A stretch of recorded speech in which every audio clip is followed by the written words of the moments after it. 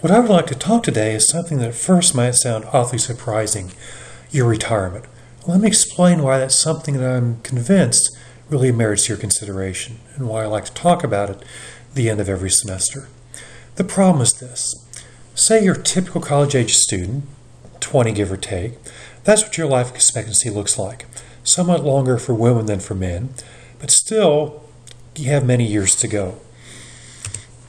A couple of side notes on this. First off, the United States is not ranked terribly high in that regard. Many other countries rank quite a bit higher. The longest country, I believe, is Japan. It's actually not that too many more years, 2 or 3, perhaps 4, but still somewhat shorter in the United States. It's not mainly, or at least in part, due to our healthcare system. If you have an acute problem, chest pain, turns out you have a heart attack, you're likely to be in the catheterization lab quite quickly, and your prospects are quite good compared to any place else in the world, or at least we rank near the top. But if you have a chronic disease, diabetes, kidney disease, our healthcare system doesn't treat you quite as well. Other countries, your longevity is probably a fair amount greater. Another side note on this is longevity is not so much in the genes. To some degree, it's controllable, or at least you can adjust the odds in some ways. It turns out even identical twins die about a decade or so apart. I also like to add that while that's life expectancy, that is how many years you can expect to live given your current age, that's based upon people who've gone before you, it's likely for people, say, that are 20 now, a reasonable percentage, or some percentage, will actually make it to 100, which is really pretty startling, and did want to point that out. Well, the problem is this. The current retirement age is 62. So if you're typical, you have several decades of life to fund after retirement, and if you're fortunate, you might have 3 or even 4 decades to fund. And it's tempting to say, well, I'll just work longer when I get there. But for many people, that's really not a choice. There could be several possibilities. One is your employer might be downsizing then, and they offer very attractive terms for people to retire. Or perhaps you become ill, and work becomes difficult or impossible, but you still have many more years to go. So you don't have as much choice about when you'd wish to retire as you might like. So how do you fund those typically 2 decades, 3, or maybe even 4? Well, the first thing you'd probably think about, of course, is Social Security. However, it was never designed for all needs. It was designed to keep the seniors out of the poorhouse, and it has done that. But the benefits for it are actually rather modest, not much more than $1,000 a month. Certainly better than nothing, but really not enough to afford, or certainly not enough to afford, a middle-class lifestyle on its own. For example, my current mortgage is just a bit underneath that. Another point to make, a key one in fact, is that baby boomers will not use it up. Social Security is largely a pay-as-you-go system. What that means is people that are currently working, they pay a payroll tax. Those funds go to current beneficiaries. So I oftentimes joke that current beneficiaries should send a thank you note to people currently working and paying into the system. Social Security does not keep an account for you or a fund for you, but rather it's an intergenerational procedure, if you will. There are some funds set aside for baby boomers, but those will be gone in just a few decades. And again, it's largely a pay-as-you-go system. And again, that trust fund, something of a side note here, is just a general obligation of the federal government. When those funds come due, we'll either be reducing other benefits or increasing taxes or borrowing. A little bit more in Social Security. For the generation or cohort of people that are about 20 or so, the benefits will almost certainly go down. With that trust fund gone, the benefits will become less and be somewhat under $1,000, it seems. That's based upon demographic factors. They're assuming how many children your generation will have that will be able to fund Social Security. So I'm only partly joking, well, mostly joking, that the way to help out Social Security is to have a lot of kids. In addition, the retirement age is going up. Even for someone like me in their mid-50s, the retirement age is currently about 66 and a half for full benefits. Currently, it's planned for people much younger than me to be 67, and it could well be later with future changes to the program. So Social Security will be there, but the benefits are modest.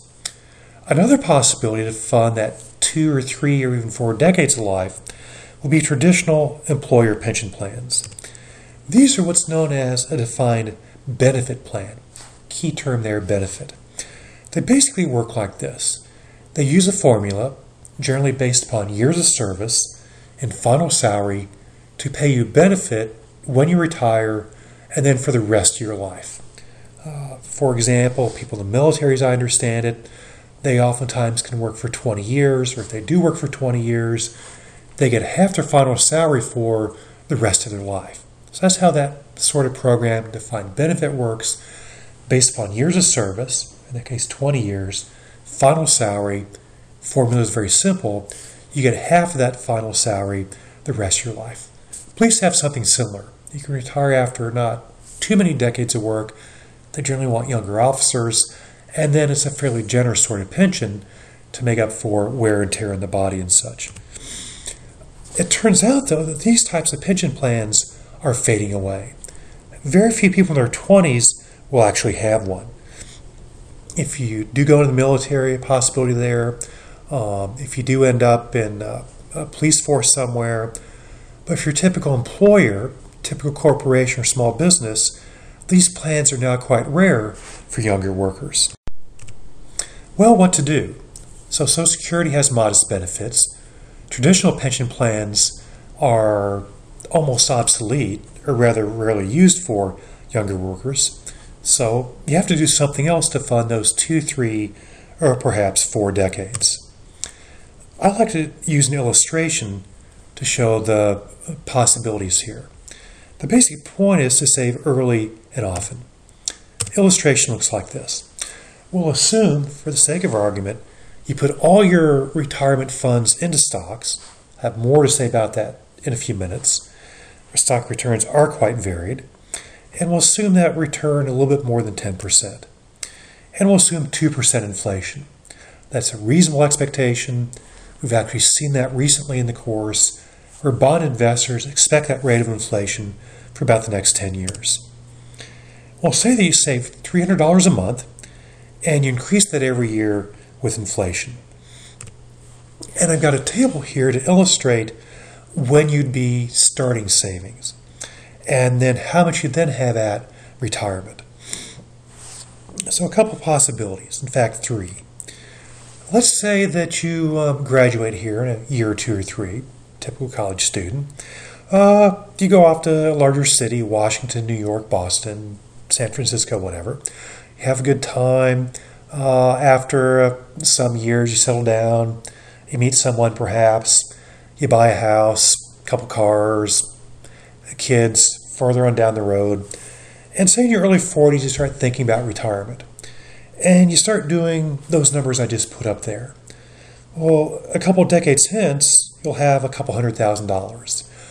That's a lot of money, needless to say, but it's not enough to fund several decades of life after retirement. And again, there's not many other things going these days. Say instead you start doing that at age 33. Then you end up with $500,000.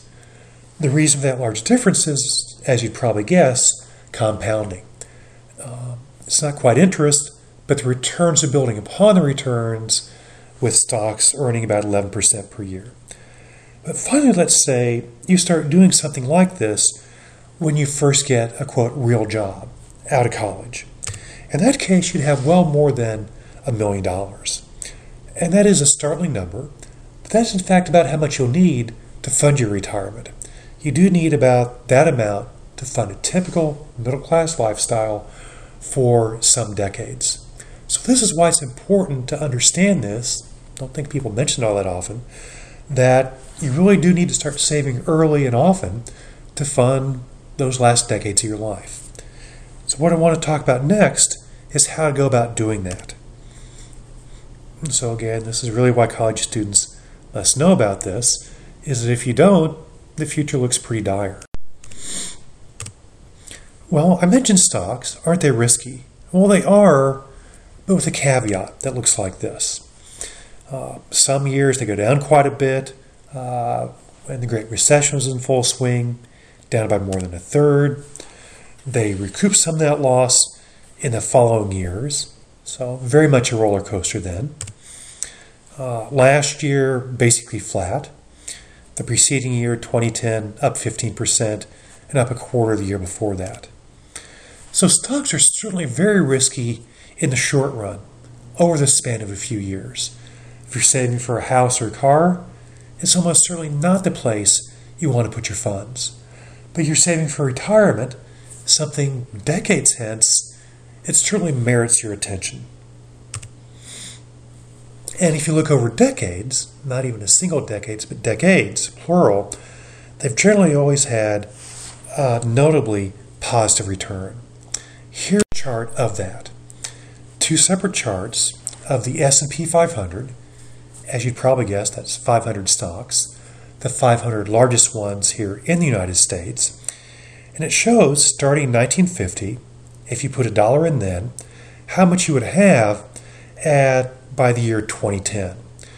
The one in orange, maybe a tinge of red to it, is in nominal terms, that's going to be about $400 with a $1 investment. You look at it in real terms, they're using relative here, it's going to be about $50 or so. So partly see major impact of inflation there. So let's take a closer look there at the one in blue. If you look at the year from 2000 until today, or at least until 2010, you'll see that stocks actually went down over that decade. If you go back to, say, the period from 1975 to year 2000, you'll see a very significant rise in stocks. But if you look at, say, from 1965 to 1980, they're again flat. And that's the point here, that stocks, sometimes even for a decade or maybe perhaps even a bit more, can be flat. But over long periods, like the 60 years in this chart, they've done quite well.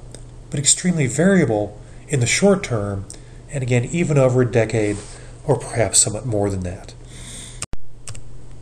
Here's another way to look at stock returns. What this chart shows is returns by year for the S&P 500, going back well more than a century. If you look at this distribution, there's a vertical black line that splits positive and negative years. At the very top, you'll see 2007, and that year stocks returned somewhere between 0 and 10%. On the far right-hand side, you'll see there were, looks like 5 years, and stocks returned 60% or more. That was 1954, 1933, bouncing out of the Great Depression and so forth. And if you look on the far left, you'll see 2 years and stocks went down at least 50%. A little bit difference in the data than what I showed you earlier. But on average, stocks have a positive return. You can see how this distribution, as it's called, is skewed to the right, skewed above 0, but certainly many years when stocks go down a fair amount. Another way of looking at the data that I had on the previous slide. Well, how to save? How do you go about doing that? Well, most employers offer what's called a defined contribution plan. So you got to be careful on the terms here. Defined benefit plan is the old style pension where your employer says they'll pay you so much for the rest of your life, based typically upon years of service and your final salary. What happens with this sort of plan is your employer puts so much into the plan and then you actually basically run the plan. Some common names for plans like these are 401k, that comes from for-profit institutions, corporations, 403bs, I've been covered under those with universities I teach at, and 457 plans, those typically for teachers. They have these odd names because they're part of the IRS tax code. When these were originally set up some decades back, they were meant as supplemental plans to help people save. Now they're basically the method of saving for retirement. It wasn't intended, but that's what's come about. The reason they're IRS plans is there's major tax benefits for these. Basically, the funds going into these plans are tax-free. It reduces your income taxes for that year. In effect, Uncle Sam is paying a share of this at the marginal rate, roughly a third or so. So what you do then is your employer would help you set up one of these plans, typically first few days or weeks at work, and then you would choose different assets that would be shielded from taxes inside these plans. So you would choose what to invest in. Could be stocks, could be bonds, or other assets. And again, offered typically by a brokerage firm through a mutual fund and a special type shielded from taxes. Oftentimes your employer matches the contributions you make. A not uncommon one is for every dollar you put in, they'll put in 50 cents, and that's the freest money you'll ever get. It's a benefit of employment, so you certainly want to be doing these things. If for no other reason, then you get more compensation from your employer. Let me also mention individual retirement accounts, IRAs. That's the sort of plan that you run entirely on your own. You would go to a financial institution, a bank, a mutual fund, you'd write them a check, the money would go from your checking account into that account. With 401k, 403b, 457, that's something that come out of your paycheck every month. Your employer would help you set that up.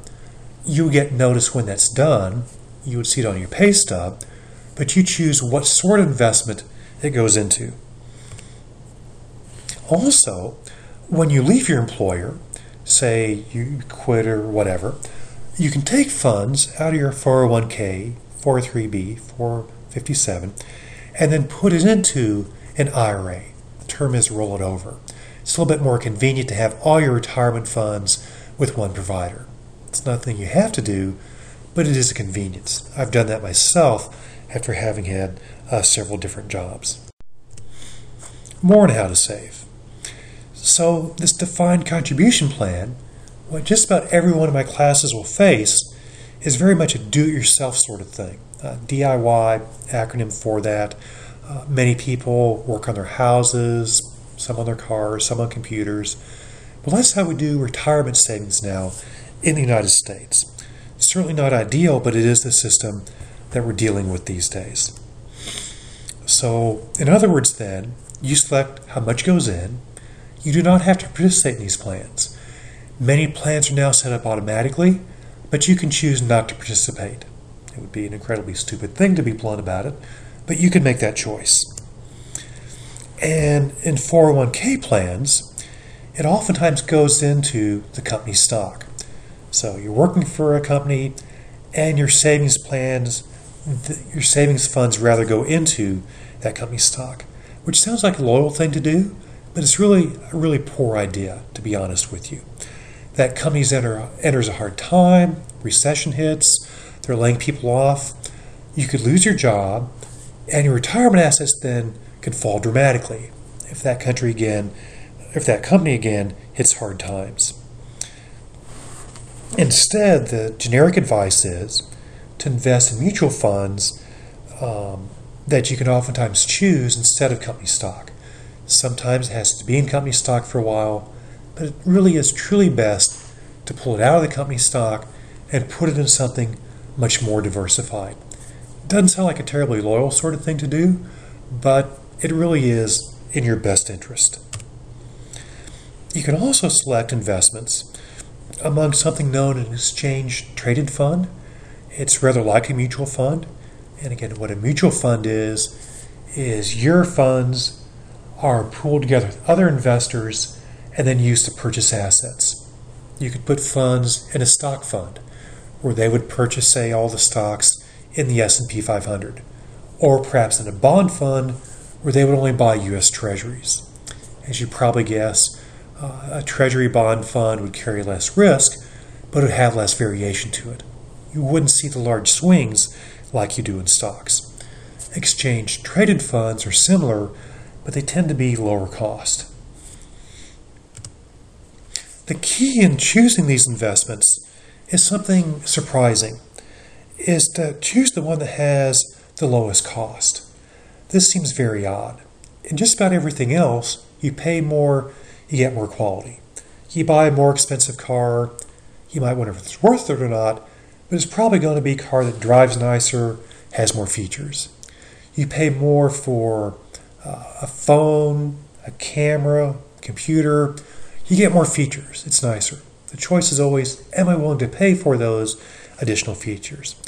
Well, it turns out in the world of investing, you have a wide range of choices for mutual funds, and it's basically a fact from the finance researchers, when you pay more for a mutual fund in terms of fees that go to the people that run it, you do not get a superior return.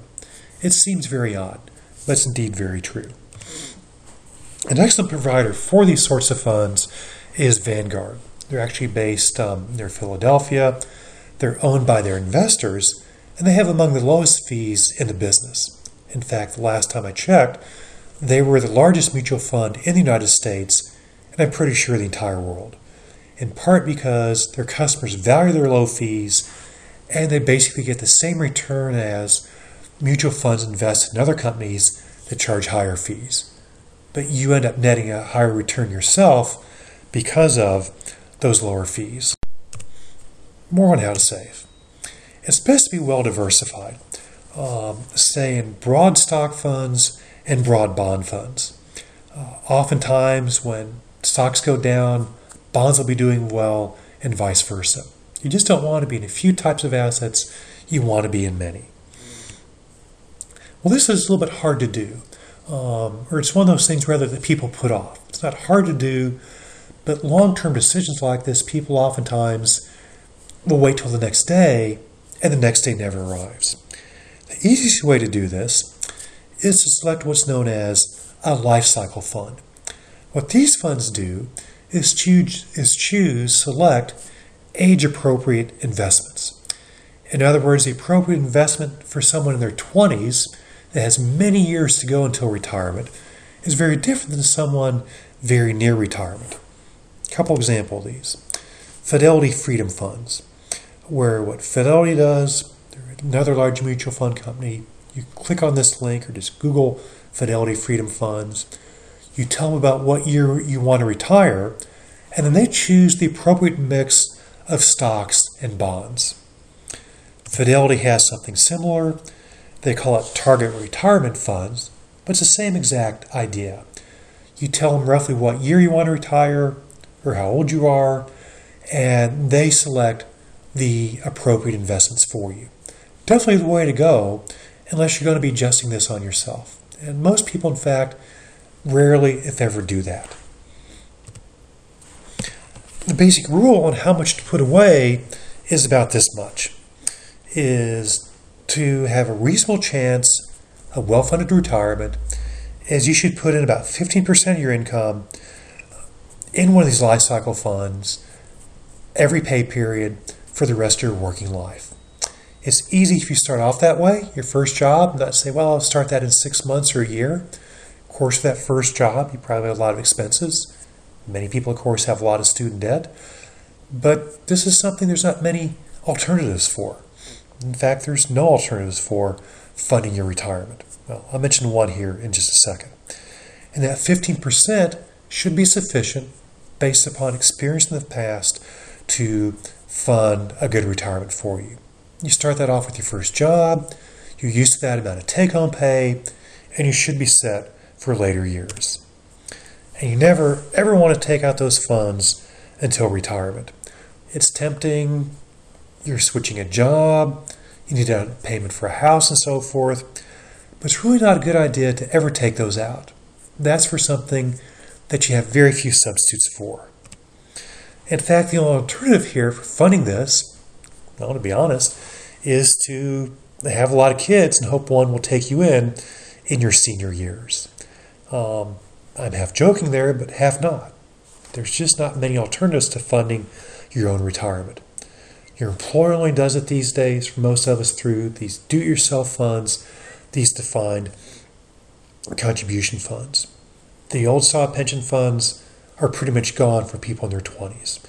So security will be there, but the amounts are going to be modest. Say a few more points here about retirement. That's to live to it and to have a long one. To live healthy and such, you can click on this link. It turns out a lot of people, sad to say, in the United States die these days of preventable causes, roughly half or so.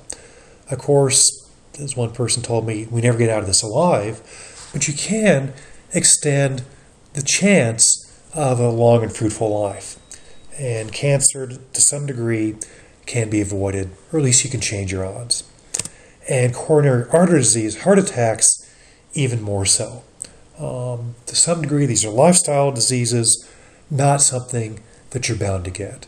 Again, something will get all of us, but you can increase your chances for a longer and healthier life by paying attention to these things.